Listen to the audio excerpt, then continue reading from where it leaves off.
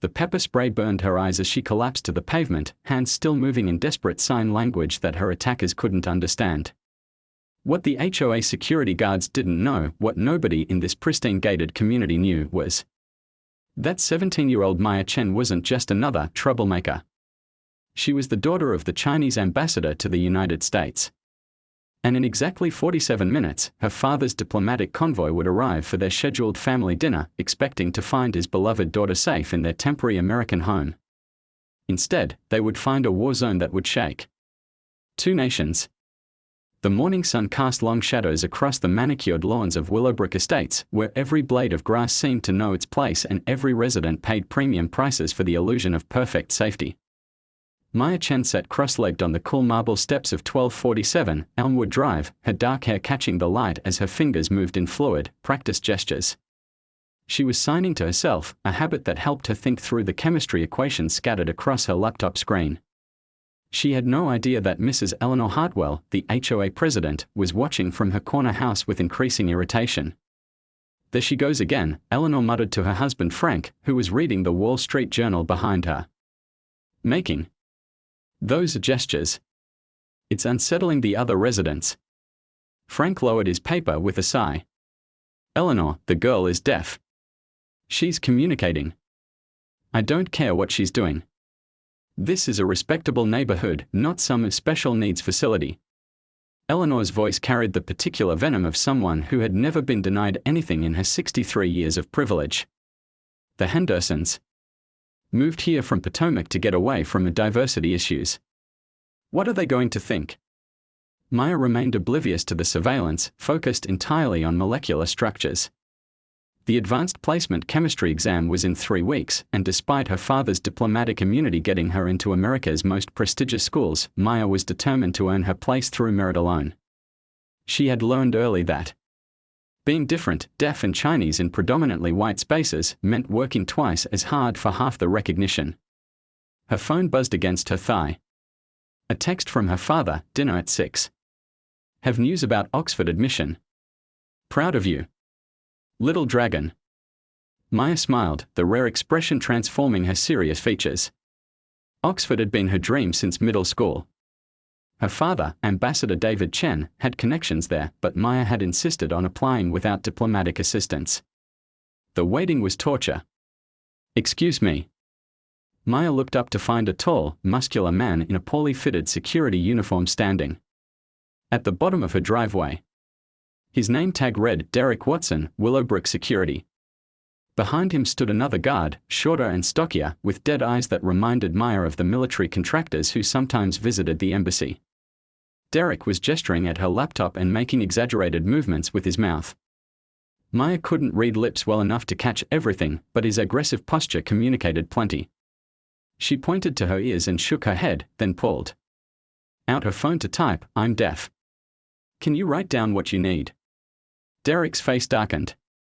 He said something to his partner, who Maya could see was named Rick Torres from his badge. Rick stepped closer, and Maya felt her stomach tighten. She recognized that predatory look from her self-defense classes at the embassy. Derek snatched Maya's phone from her hands. "Hey." Maya's voice came out louder than she intended. She couldn't modulate volume the way hearing people could. Several windows in neighboring houses lit up with curious faces. Derek typed angrily on her phone screen, then shoved it back at her, loitering violation. "Move along or we'll arrest you for trespassing." Maya stared at the message in disbelief. She typed back, "This is my house. I live here." The response came quickly, "Prove it." Maya's heart began to race. She had left her wallet inside, and her father's diplomatic credentials were in the embassy safe. All she had was her school ID, which listed her address as the embassy in D.C., their official residence, not this rented house in Virginia where they stayed on weekends. She showed Derek her school ID, watching his face contort as he read it. "Georgetown Prep," he said slowly, speaking directly at her so she could attempt to read his lips. "Fancy school for a trespasser." Maya's hands moved quickly in sign language. "Call the HOA office. Mrs. Patterson rented this house to my father 3 months ago. Check your records." But Derek and Rick didn't understand sign language, and Maya realized with growing panic that her gestures were only making them angrier. "Stop doing that weird hand stuff," Derek said, grabbing Maya's wrists. His grip was tight enough to leave marks. "You're making the residents nervous." Maya tried to pull away, but Rick moved behind her, trapping her between them. The chemistry. Textbooks and laptops scattered across the steps as she struggled. "Please," she said, her voice cracking. "Just call the office. Mrs. Patterson knows me. She's seen me here dozens of times." Eleanor Hartwell emerged from her house like a queen holding court, her homie scarf fluttering in the morning breeze. She had been watching through binoculars and decided the situation needed her personal attention. "Officers, thank goodness you're here," she said, her voice carrying the authority of old money and older prejudices. "This person has been loitering here for weeks. Multiple residents have complained about her aggressive behavior and those disturbing gestures she makes." Maya's mouth fell open. "Aggressive behavior? I've been studying. And Mrs. Hartwell, you've seen me before. You know I live here." Eleanor's smile was ice cold. "I've never seen you in my life, dear. And frankly, your demeanor right now is exactly what we've been concerned about." Derek nodded, clearly grateful for backup from someone who looked like authority. "Does this individual have permission to be on private property?" "Absolutely not," Eleanor lied smoothly. "This is a gated community. We have strict policies about unauthorized persons." Maya felt the world tilting around her. This couldn't be happening. She lived here. Her father was the Chinese ambassador to the United States. She had diplomatic immunity. She was an honor student 3 weeks away from AP exams. But looking at the three faces surrounding her, Derek's barely controlled aggression, Rick's cold efficiency, Eleanor's satisfied malice, Maya realized that none of that mattered. What mattered was that she was a young, deaf, Chinese girl in a white neighborhood, and these people had decided she didn't belong. "I'm calling my father," she said, reaching for a phone. Derek knocked it from her hands. The device skidded across the asphalt and cracked against the curb. "Resisting arrest," he said to Rick. "And destruction of evidence." "What evidence?" Maya's voice rose to a shout. "That was my phone." More neighbors emerged from their houses. Maya could see them forming a loose circle, phones out, recording. But instead of documenting the injustice, she realized they were documenting what they believed was a threat being neutralized. Mrs. Jennifer Walsh from across the street called out, "Is everything okay, Mrs. Hartwell? Just some trouble with an intruder, dear. Nothing to worry about." Maya's hands flew up in frantic sign language, trying to communicate with anyone who might understand. But her gestures only seemed to agitate Derek more. "I told you to stop doing that." He grabbed her wrists again, this time twisting them behind her back. "You're making threatening gestures toward residents." The zip tie restraints bit into Maya's skin as Rick secured her arms. She could feel panic rising in her chest, making it hard to breathe. "Please," she gasped. Just call the Chinese embassy. Ask for Ambassador Chen. Tell him Maya is in trouble." Eleanor laughed, a sound like breaking crystal. "How dramatic. Next you'll be telling us you're a princess." Derek was reaching for something on his belt, a small black canister that Maya recognized with horror. "Pepper spray." "No, please," she began. But Derek had already made his decision. In his mind, he was protecting a community of decent, law-abiding citizens from a dangerous intruder who refused to comply with lawful orders. The fact that Maya was deaf, that she couldn't understand his verbal commands, that her threatening gestures were just sign language, none of that registered in his narrow worldview. Maya saw the canister rise toward her face and tried to turn away, but Rick held her steady. The pepper spray hit her like liquid fire. Maya's scream cut through the morning air as she collapsed to the pavement, her eyes and throat burning beyond description. She couldn't see, couldn't breathe, couldn't think beyond the searing agony consuming her face. Through the haze of pain, she heard Eleanor's satisfied voice, "Well, that should teach her some respect." Derek was already reaching for his radio. to call in the arrest when a sleek black sedan with diplomatic plates turned into the driveway. The car stopped just short of Maya's writhing form. The driver's door opened and a small, elderly Chinese man in an impeccable suit stepped out. He took in the scene with the quick assessment of someone accustomed to international crises, his daughter on the ground, pepper spray residue in the air, three white Americans standing over her with expressions ranging from satisfaction to uncertainty. Ambassador David Chen had survived the Tiananmen Square protests, navigated trade wars between superpowers, and diffused border disputes that could have. The convoy arrived like a small invasion force. 3 black SUVs with diplomatic plates swept through the gates of Willowbrook Estates, followed by 2 unmarked federal vehicles that screamed law enforcement from every angle. The lead SUV's passenger door opened before the vehicle had fully stopped, and a woman in a crisp State Department suit emerged with the efficiency of someone accustomed to international crises. Assistant Secretary of State Patricia Williams had been enjoying a quiet Saturday morning when her secure phone rang with news that made her blood run cold. A Chinese diplomat's daughter had been assaulted by private security in Virginia. In the current climate of US-China tensions, this wasn't just a local incident, it was a potential diplomatic catastrophe. Ambassador Chen, she called out, her heels clicking rapidly across the asphalt. I came as soon as I received word. David Chen was still kneeling beside Maya, who had managed to sit up but whose face remained swollen and red from the pepper spray. Her eyes were streaming tears and she kept signing weakly to her father in Mandarin Sign Language. Patricia. Ambassador Chen said, his voice carrying a weight that made everyone within earshot understand this was no longer a neighborhood dispute. I believe you can see the situation for yourself. Derek Watson stood frozen beside his security vehicle, his radio silent in his hand. The full magnitude of what he had done was beginning to penetrate his limited understanding of international relations. Rick had quietly retreated several steps, positioning himself near an escape route. Eleanor Hartwell, however, was not ready to concede defeat. 63 years of privilege had taught her that the right words to the right people could solve any problem. Ms. Williams, I presume. Eleanor stepped forward with her most diplomatic smile. I'm Eleanor Hartwell, president of the Willowbrook HOA. I think there's been a terrible misunderstanding here. Patricia Williams turned to Eleanor with the expression of a woman who had negotiated arms treaties and trade agreements. Mrs. Hartwell, is it? Please explain to me how pepper spraying a 17-year-old girl constitutes a misunderstanding.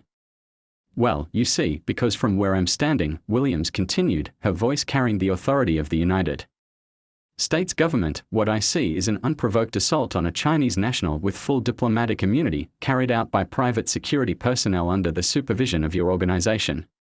Eleanor's smile faltered. The girl was trespassing. She refused to provide identification. She was making threatening gestures.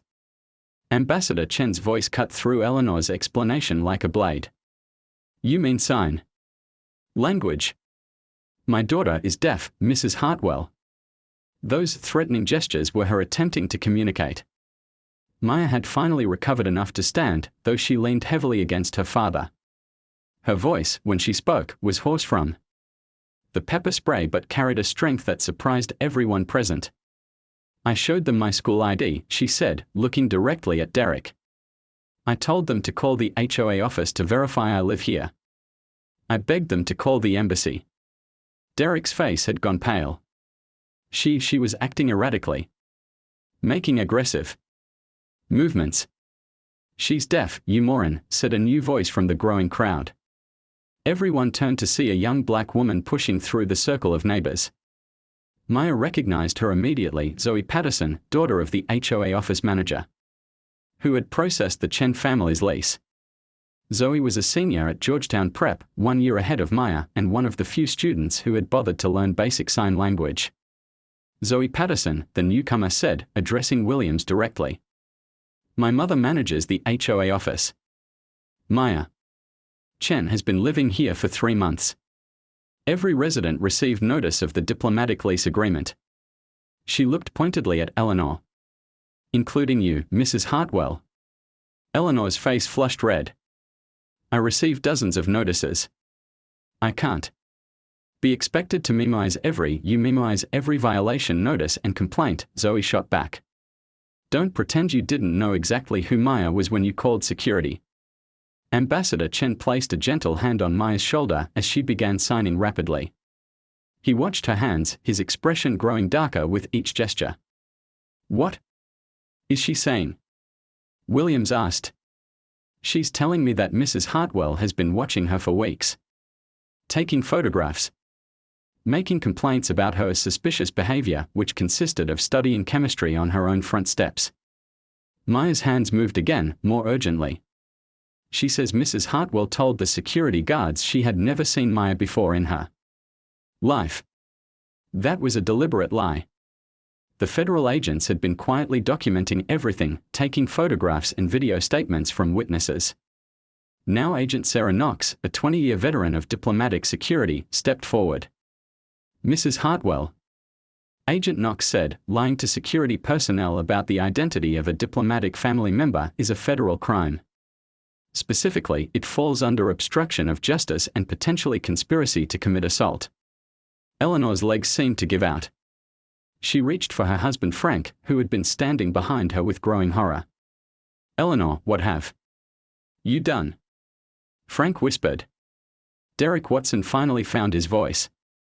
Look, nobody told us she was some kind of VIP. We were just doing our job, your job. Agent Knox turned her attention to Derek. Your job was to assault a teenage girl with chemical weapons. She was resisting, she's deaf. Zoe Patterson shouted. She couldn't understand your commands because she can't hear them. The crowd of neighbors had grown substantially, and Maya could see the shift in their expressions as the reality of the situation became clear. Mrs. Walsh, who had earlier supported Eleanor, was backing away with horror.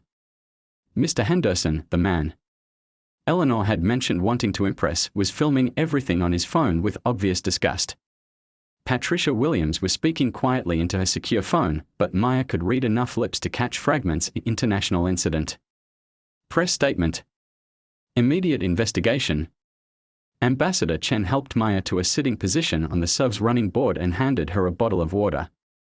As she tried to wash the remaining pepper spray from her eyes, he addressed the assembled crowd. My daughter Maya has lived in this community for 3 months, he said, his diplomatic training keeping his voice level despite his obvious fury.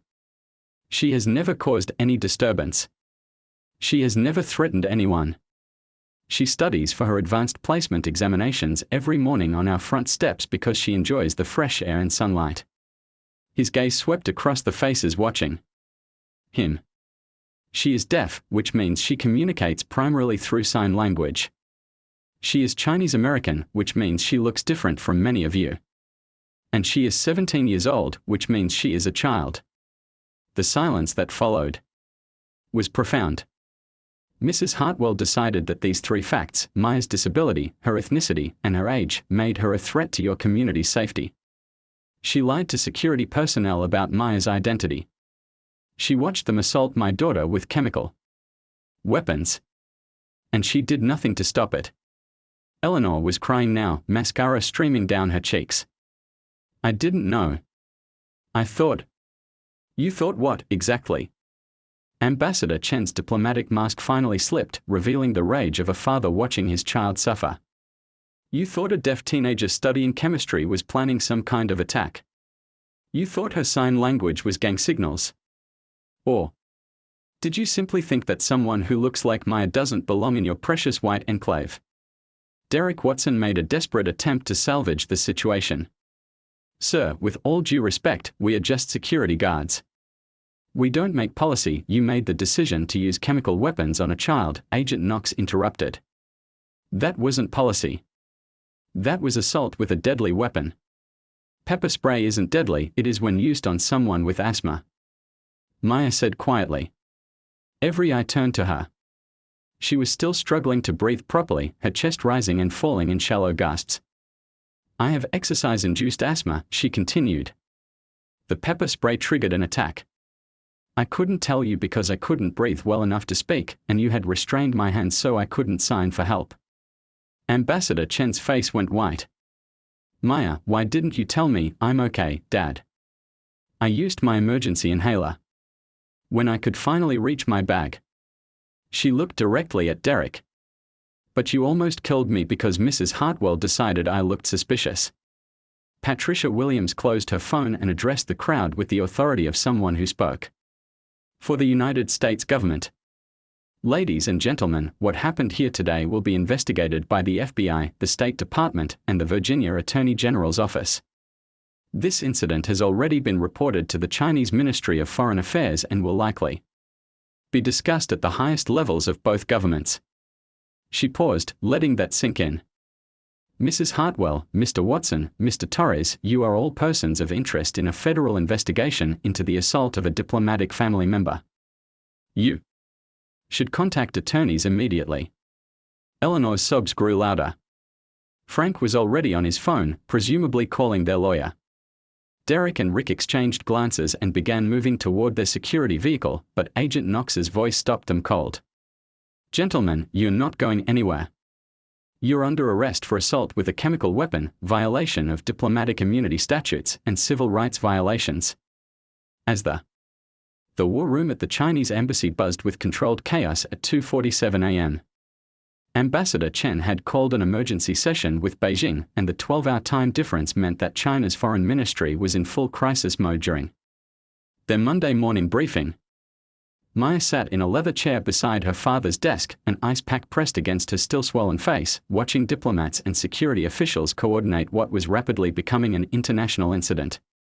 The video of her assault had now been viewed over 15 million times, and #JusticeForMaya was trending in 17 countries. The Premier wants a full report within 6 hours, said Deputy Ambassador Liu Wei, hanging up his secure phone. Beijing is considering this a test of America's commitment to protecting Chinese nationals.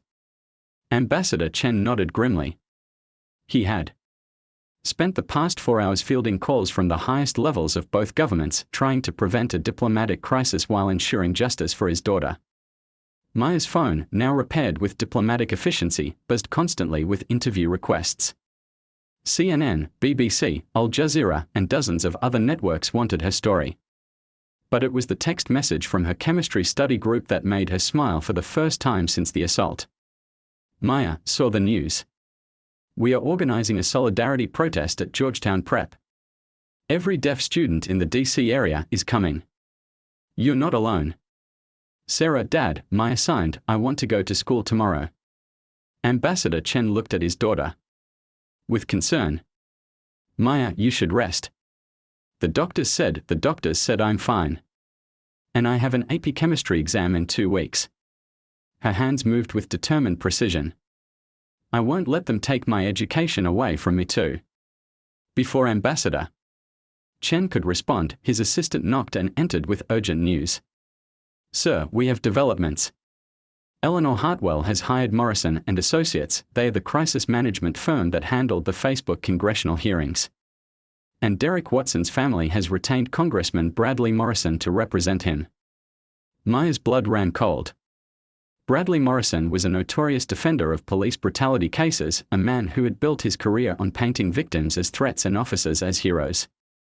Deputy Ambassador Liu looked up from his laptop with an expression of disgust. It gets worse. Morrison is already giving interviews claiming Derek Watson is the real victim, a working-class American targeted by wealthy foreign elites seeking to undermine American sovereignty.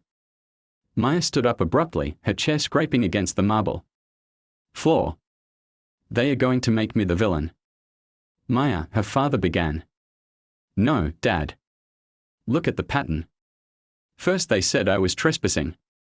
Then they said I was making threatening gestures. Now they are going to say I'm a privileged foreign kid using diplomatic immunity to destroy an honest American's life. She pulled up social media on her phone. And the shift in narrative was already visible. Mixed in with the millions of supportive comments were growing threads of backlash. Rich Chinese girl gets American worker fired. Foreign diplomat uses connections to destroy security guard's family. What really happened before the cameras started rolling? Ambassador Chen watched his daughter's shoulders tense as she scrolled through increasingly vicious comments. They are creating reasonable doubt, Maya said, her voice hollow. By tomorrow, half of America will believe Derek Watson was just doing his job and I'm some spoiled diplomat's kid who got him in trouble for following procedures. Maya, Deputy Ambassador Liu said gently, perhaps it would be better to let the legal system handle this quietly. Your father can negotiate appropriate compensation and disciplinary measures without a public trial. Maya's response was swift and fierce. No. She turned to face the room full of diplomats and security officials, all of whom had decades more experience than her 17 years. With respect, sir, a quiet settlement is exactly what they are hoping for.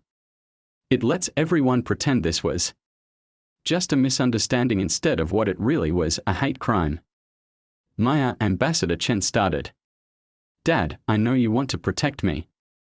But if we handle this quietly, nothing changes. The next deaf kid, or black kid, or Muslim kid who doesn't look like they belong in Willowbrook Estates will face the same thing. She moved to the window overlooking Massachusetts Avenue, where protesters were beginning to gather even at this late hour. Besides, she said, it's too late for quiet. The whole world is watching now. As if summoned by her words, Ambassador Chen's phone rang. The caller ID showed a number he recognized with dread, the White House switchboard. Ambassador Chen, please hold for the president.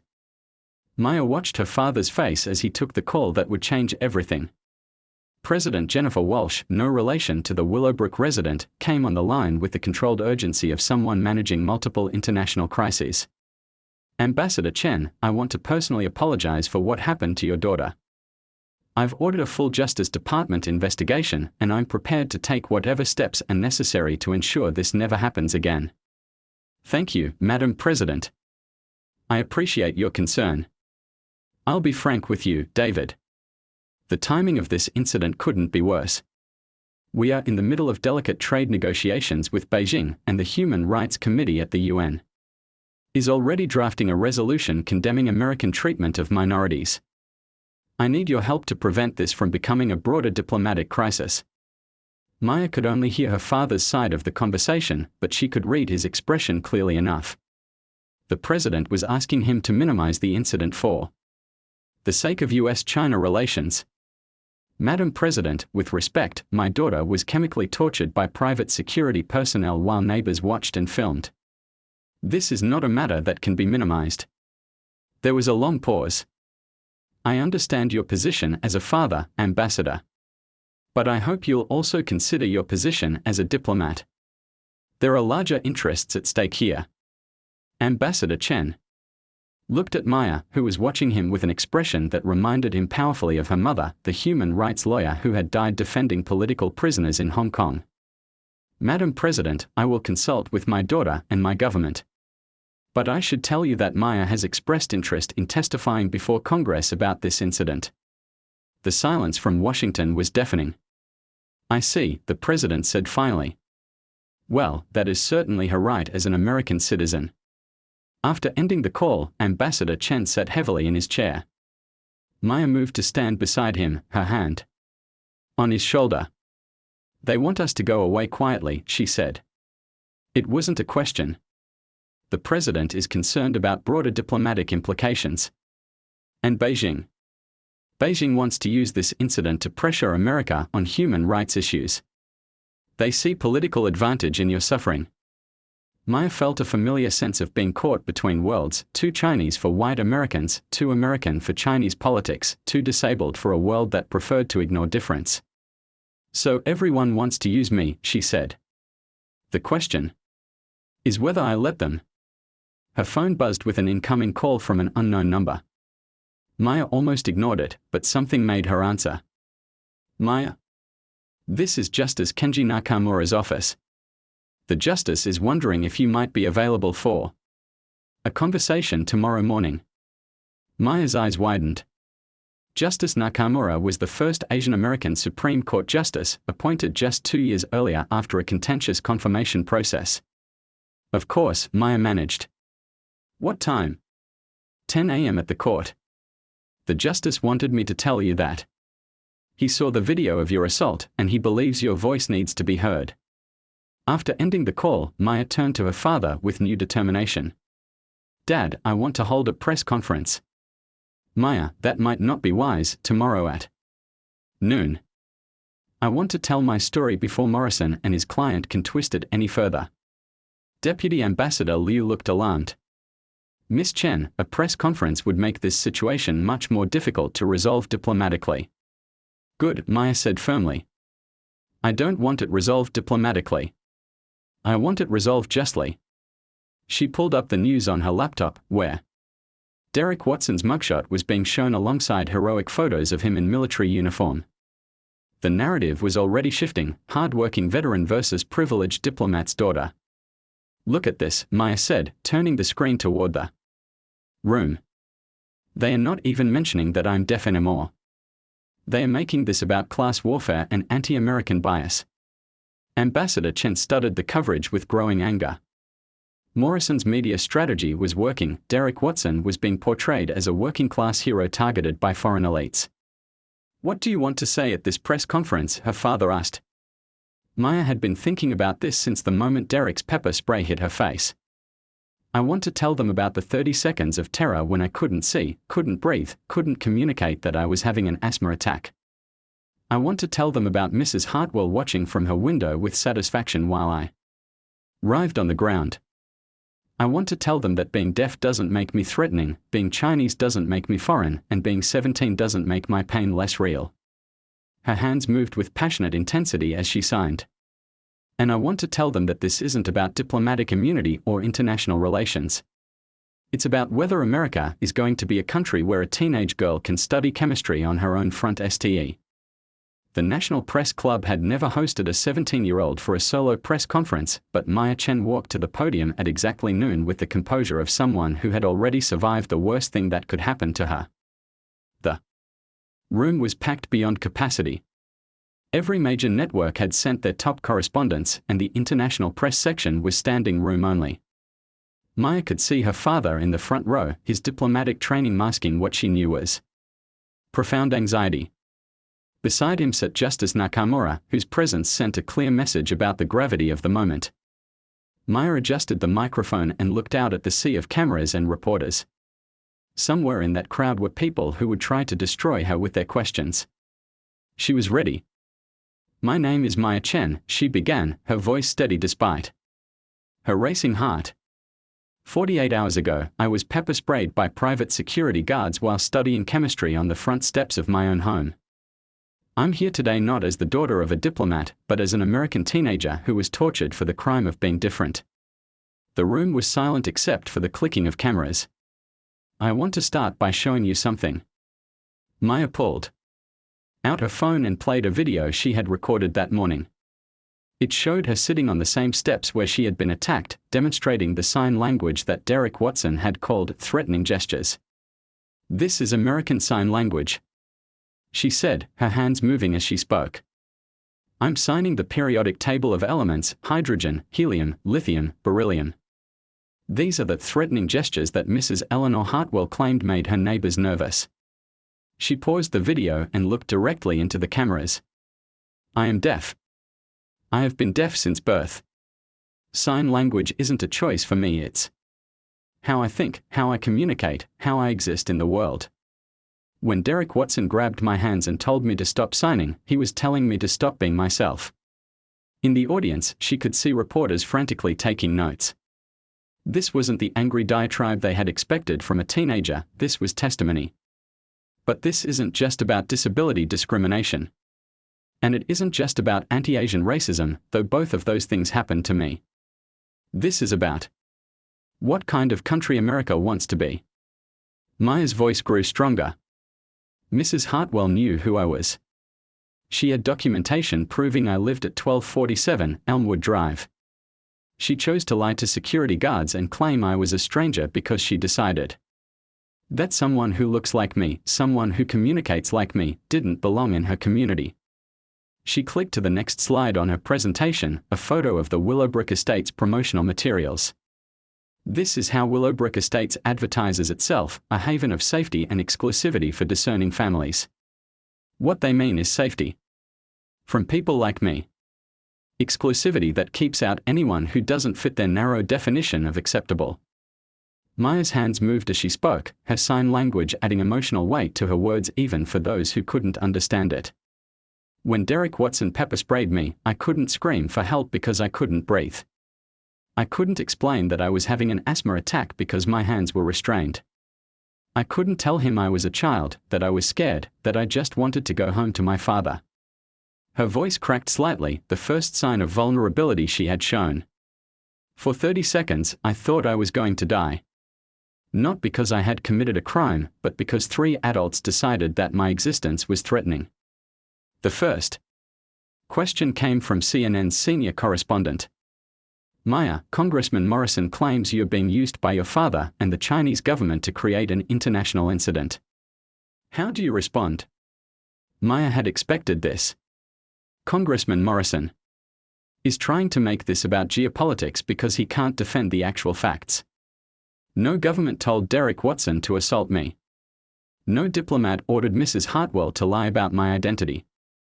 This happened because of individual choices made by individual people who decided that someone like me didn't deserve basic human dignity. The next question was harsher, from a Fox News reporter.